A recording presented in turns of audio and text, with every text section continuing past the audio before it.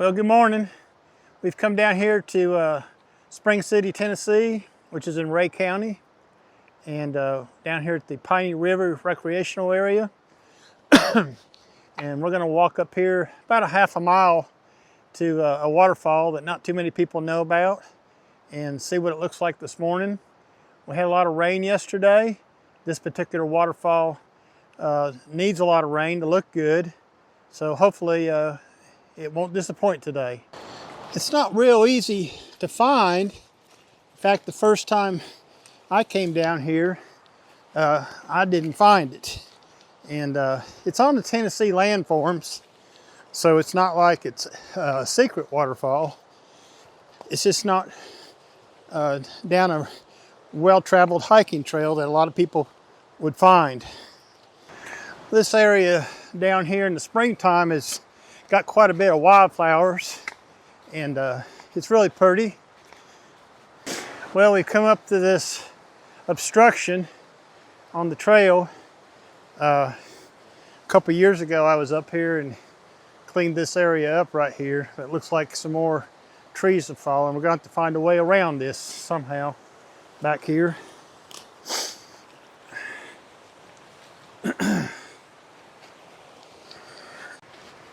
All right, we're making our way around this obstruction on the trail, these dead trees and stuff. Like I said, it's kind of hard to find this falls if you don't know where to look for it. You find a lot of trash along this trail, like whatever that is there, an old stereo or something, but mainly because the road is just right above us, and I think it's real convenient for people just to stop alongside the road and pitch their unwanted items off the hillside. It's a real pretty rock formation right here. Kind of interesting looking.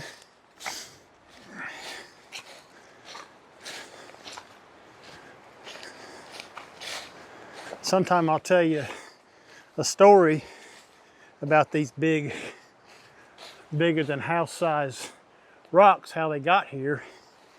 I learned from a storyboard up at the Obed River trails up there. They've got a trail up there called the Boulder Trail, and there's a sign there, and it explains all how these big old rocks got where they're at today. Boy, it's just really pretty down there.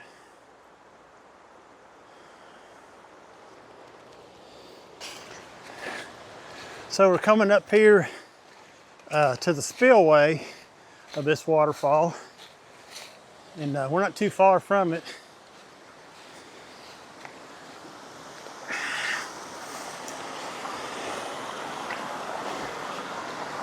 Some more urban decay.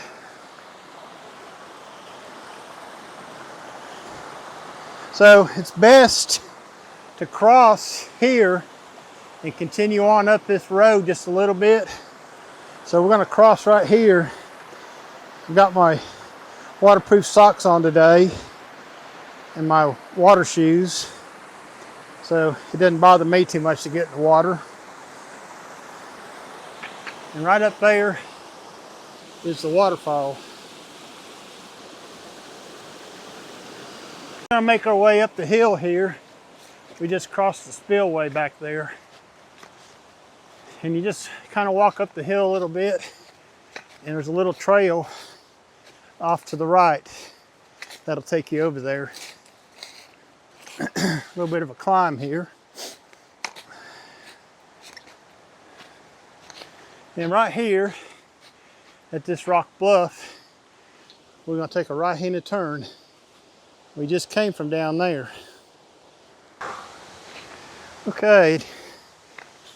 Well, as you get up here and around the corner, you start to get a good view of it.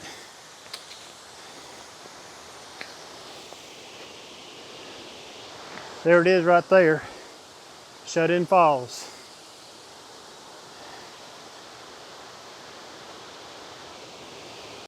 I've shot this falls, I don't know, 4, 5, 6 times over the last several years. And I just kind of have grown attached to it. And usually when I come through the area down here, I try to stop by and see it. So we're gonna get set up here and get ready for a composition and take a couple pictures. My blower, it's better to blow spray off your lens than to wipe it off. But I also brought this rag, make sure I get it all off, to kind of cover it in between exposures like that. Okay, so what I'm gonna do is turn the camera around. Ouch, that hurt. And we're on a manual exposure, and we're at ISO 100 f11 that's what I like to shoot this lens at, and 1/4 second with my Blue Frog circular polarizer. So we get our composition here.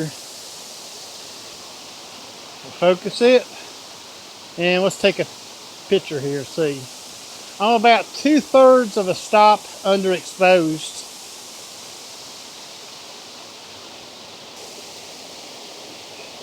Not a whole lot of foreground interest here. So we're gonna do this one at 1/4 second, just like I did before. We'll do a single shot. Have a look at that. Yeah, it's not bad. Let me get the camera here and I'll show you what we're looking at.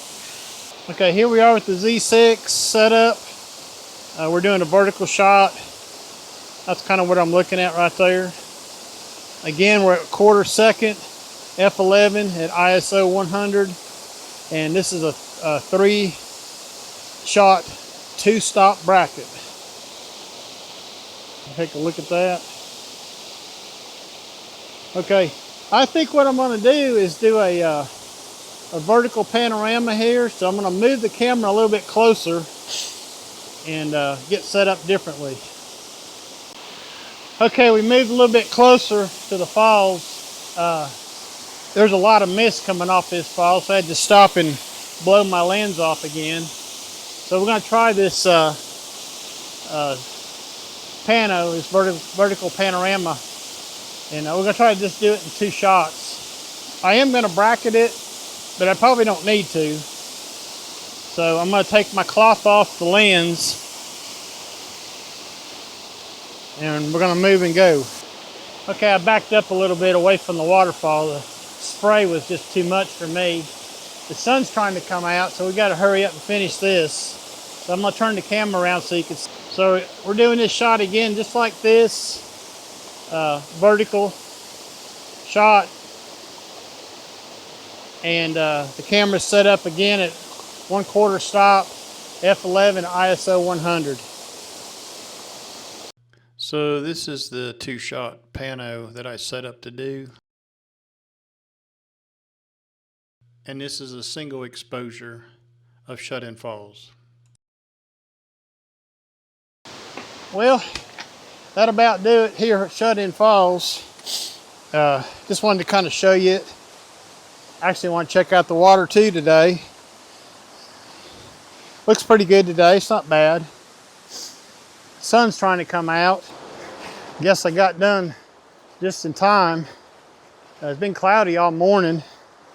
Spent the morning with Phil Thatch and Heather Boyd shooting white pelicans down at Chester Frost Park.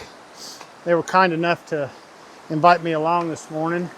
So I was gonna go to a different waterfall this afternoon on the way back, but I decided not to press it and come here to Shut-In since it's a relatively short hike and easy to get to. So that's the spillway right there.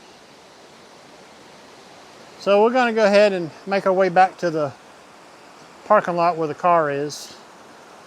I just heard a belted kingfisher right down there somewhere. Really doesn't matter, except I did hear it. I don't really have the camera with me to take that picture if I did see him. So we're coming back by this this big old house-size boulder rock. And I guess I'll go ahead and tell you that story on our way back in. If you go up to Obed River, the Scenic Wild River area, specifically the Lily Bluff parking lot, there's a trail there called the Boulder Trail. And they got a whole bunch of rocks that size. Well, there's a storyboard there that kind of explains everything. And it's been a question I've had before. How did these big rocks get here? Well, the story goes that 80% of the state of Tennessee was underwater at one time. So that means all these boulders were in the ocean. And they just got buoyant in the water and kind of got moved around. Well, when the waters receded, that's where the boulders stopped. Kind of makes sense, don't it? After I read that, it made a lot of sense to me, because sometimes you see big old rocks like that back there and look up and say, well, where'd that come from? Because there's no indication that it came from uphill anywhere. So that's the story. That's the story about big old boulders that you see out here on the trails. Now, if I'm wrong, you go ahead and tell me that in the comments. Otherwise, the story sticks, because that's what the National Park System has written on their storyboard up at the Obed River. Well, that'll about wrap it up for this hike to Shut-In Falls. And I'm glad y'all came along today. And if you like the content I put out, give me a subscribe, and a like would be much appreciated. See y'all next time. Bye-bye.